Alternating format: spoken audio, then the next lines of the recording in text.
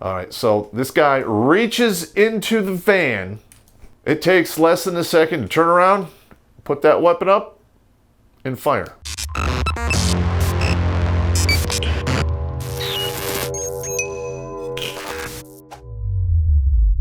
All right, everybody.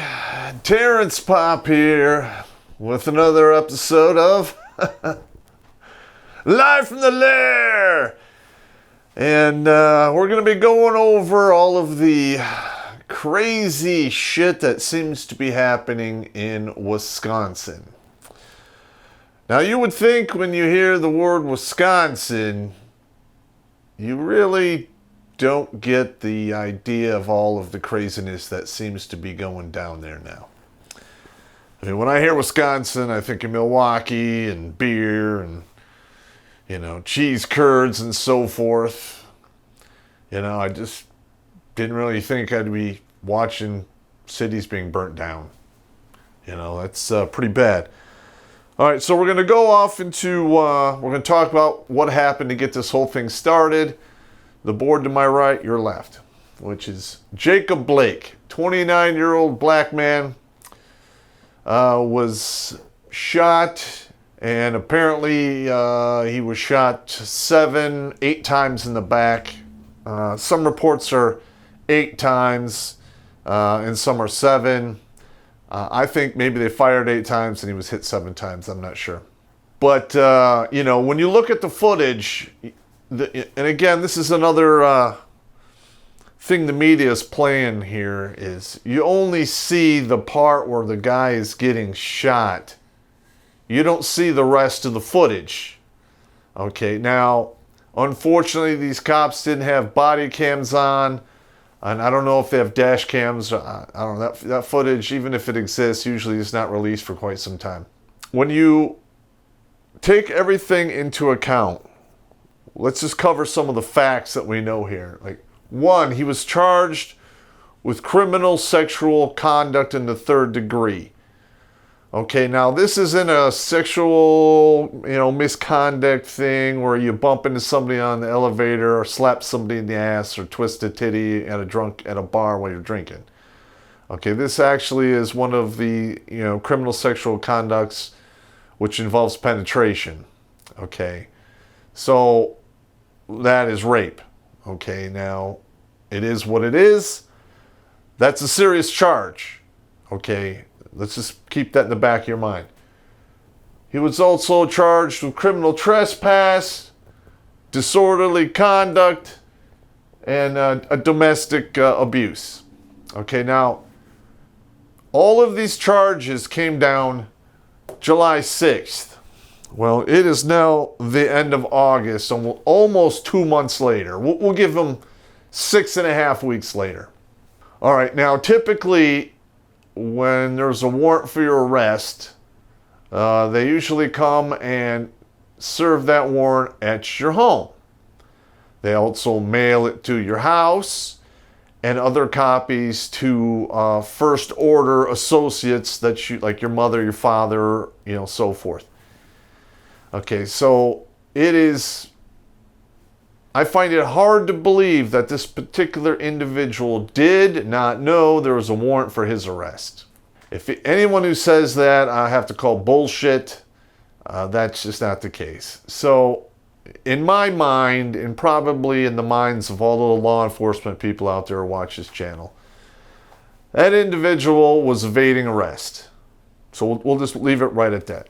Okay, now in the past, he was picked up by the cops for waving a gun in a bar and resisting arrest, which resulted in injury of the police officer. All right, so at this particular incident, they say he was there breaking up some kind of craziness going on between 2 women. I don't know. That could be spin the media puts on everything to get everyone spun up so people burn down fucking cities. I don't know. That's, in my opinion, that's the way I'm taking this. When the cops got the call that he was there, they know rolling up there that he has a warrant for his arrest for rape. That's a serious felony. All right, and they know he's pulled guns out before and he's resisted arrest. All right, this isn't something you give somebody an appearance ticket for. You got this kind of paper on you, you're getting cuffed and stuffed. And that's just the way it works. Doesn't matter if your kids are there. You know, it just doesn't matter. When they show up and there's a warrant of this magnitude for you, it's on. If you watch the entire, I think there's like 50 seconds of the entire video. It starts off on the lawn side towards the back of the van that he was shot in a minute and 10 seconds later. I believe there were 3 officers there wrestling with him to try to get him cuffed. And he is fighting and resisting arrest. He then breaks loose. The cops draw their guns, have him at gunpoint, and they're telling him to, hey, get on the ground, stop what you're doing, don't go in the vehicle. And he walks all the way around the vehicle, goes in the door. They try to grab him again, pull him by his shirt, which rips off because he has a wife beater. Mr. Domestic, what are you going to do? And goes inside the vehicle. Now, once the officers can no longer see his hands, well, guess what? All bets are off. Okay, because something like this could get pulled out. Hang on, let me get this prop. All right, now this is an airsoft pistol. All right, I am not going to pull out real guns on the show, at least not on this channel, but I'm going to go through some of this stuff for you. All right, now I had a big argument with individuals on Facebook in regards to this whole shooting bullshit. And, you know, he didn't deserve to get shot in the back. He had rights and so forth. Well, guess what? All right. The minute the police feel their lives are in danger, they are authorized to use deadly force. You know, I have been a gunfighter since the age of 17, and I went in the Army. I know all about the psychology of gunfighting. I know all of the biological aspects in regards to stress and wounding and blood loss. All right, now, the only way to guarantee a one-shot stop on a human being is right across this band of the skull, go down about 4 or 5 inches here. That's pretty much it, okay? Or you're lucky enough to hit the neck and sever the spinal cord instantaneously. All right. Those are very hard shots to make because people do this. Okay, it's like when a boxer is trying to punch a dude in the head, it's very hard, especially when the guy knows how to slip. So most people are taught to fire center mass of the body. All right. Now, if you get a heart shot, the person's blood pressure will go to 0 inside of 10 seconds, and they will lose consciousness and be incapacitated. You hit an arm or a leg and get an artery, you got maybe 30 seconds to 90 seconds, depending upon which artery that you hit before the blood pressure goes low enough for them to lose consciousness.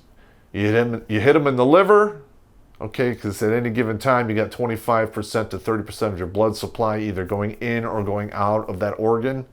You got 30 seconds. All right, so this guy reaches into the van. It takes less than a second to turn around, put that weapon up, and fire. Now, the average pistol the average bullet coming out of a modern pistol fired with smokeless powder travels between basically anywhere from 800 feet per second from a 45 and all the way up to 1,1600 feet per second from a 357 or a SIG 357. Okay, and even if you shoot him in the heart, you got 10 seconds. Guess what?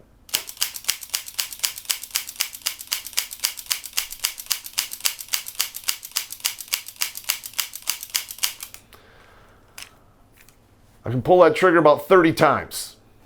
Okay, standard, 9mm high capacity pistols usually have a 45 round magazine. So that means that guy can burn off 15 rounds inside of 10 seconds. 15 seconds max. That's a lot of bullets.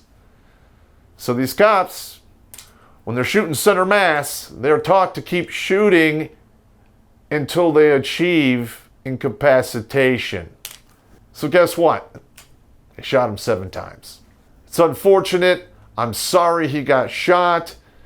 But to be honest with you, if I had been a police officer on the scene, I wouldn't have shot him in the back 7 times. I would have shot him at the base of his skull 1 time, and it would have been over. Now, that's just me. I have a lot more experience with firearms than your average cop. In fact, I probably have way more. But, that's neither here nor there. We had a bunch of people get pissed off, and away we go to the races. We have a riot on our hands. Now, I read the reports, and the police didn't seem to do much to stop it. And the National Guard got there a day late, $1 short, and always one behind. And, these so-called peaceful protests always seem to devolve into violence, especially when they get the numbers on their side or as soon as the sun goes down. Why that is, I don't know, other than the fact that it is my personal opinion from the evidence I've seen and reports I've read that a lot of these protests start off peaceful and then they have violent agitators come in that have an agenda that start all this craziness. Now, we fast forward, I think it's a day later, we have this individual. All right, everyone, I got a favor to ask you. As you all know, I'm former military, retired first sergeant. And any good NCO worth his salt, the duties don't stop once you get your final walk-in papers. And one of my former soldiers has been stricken with MS, pretty bad, and medically retired. And I just found out a couple days ago that his son passed away. And he can't cover the funeral expenses. So you guys out there, do me a favor, check out his GoFundMe page. Send him a couple bucks to help him out. I really appreciate it. Thank you. Kyle Rittenhouse, 17-year-old kid. Basically, he's the same age I was when I went in the infantry. Him and a group of his buddies, or their local militia unit, I don't know what they are. I haven't really been able to get a lot of information on that. Show up there to guard some of the businesses in the town that were not destroyed in the first round of burnings and riots. Okay, so I really don't know what transpired in regards to what led up to the shooting that killed 2 and wounded 1 guy.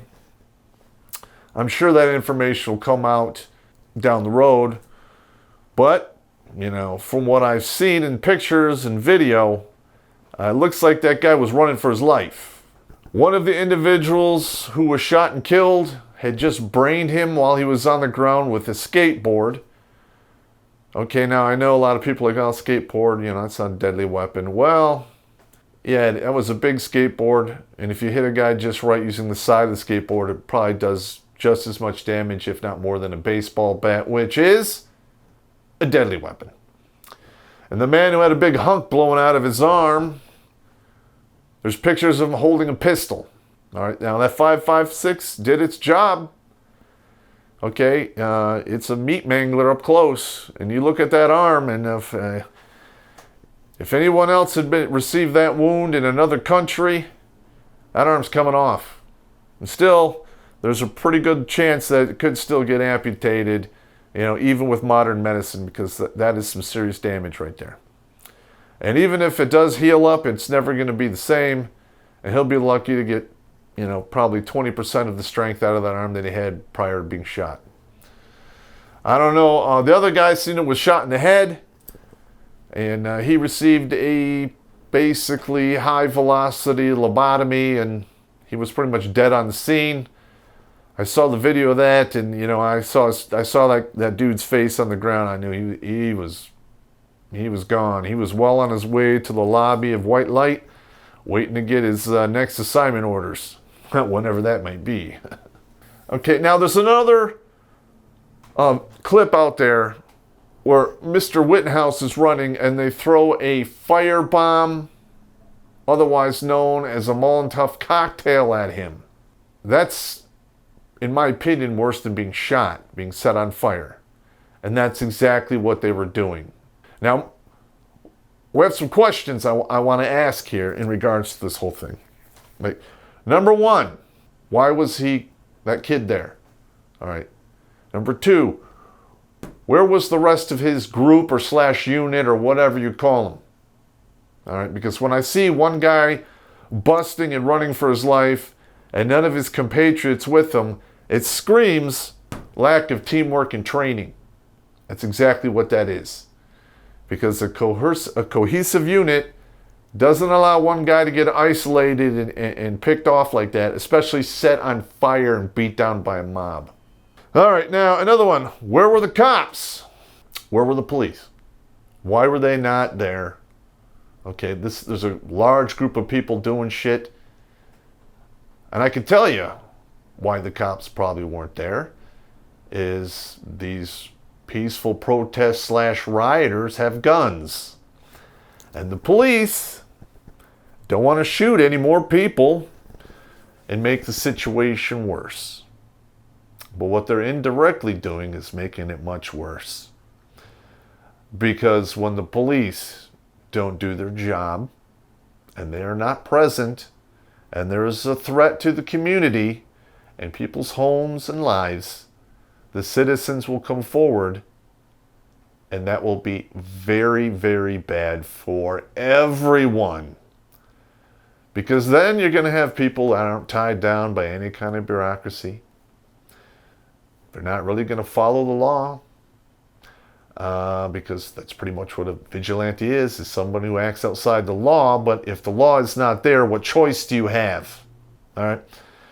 Another thing I want to know is, while this stuff is transpiring in your neighborhood, where are all the people up and down the block? Okay, you figure one guy comes out of his house, each one sporting an AR-15 or 12 gauge. Pretty soon you got small army, 50, 150 guys all armed. And they're in their own neighborhood, and they're justified to be there. Where was all those people? Why is that not happening? Because if that was to happen, this shit would stop ASAP. All right, now another thing while I was researching this is you're seeing exactly what the media is doing here. All right, they're calling the blue groups out there a vigilante group. Okay, they are peaceful protesters just like anyone else. I haven't heard of Back the Blue burning down shit, shooting anyone. Okay, they're not blocking traffic, pulling people out of their vehicles and beating them, making people raise a fist at a restaurant. They're just people that know that for a fact that the police need to exist. Yes, there probably needs to be some reform. Got it. But it's not just at the police level, it's all the way to the top. This qualified immunity that everyone in government seems to enjoy needs to go away. Okay, the Constitution is the Constitution. It needs to apply to everyone. All right, next. They're calling any militia group out there white nationalists. All right, that is such a bunch of bunk right there. Now, are there white nationalist militias out there? Yes. There are, but there are very few of them, and they don't really pose much of a threat. A majority of the militias out there are normal people who believe in the Constitution of the United States, the rule of law, and they can see what's going on here. That there are groups out there trying to subvert the Constitution and turn this country into a socialist / communist hellhole. And they don't want that to happen. And it doesn't matter what color you are. All you have to do is show up, support the Constitution, and you're in. Plain and simple. Anyway, that's me. I don't know how long this is going on. We've moved over to some new equipment and, it's the first time using it, so I'm kind of fucked up. Anyway, take it easy.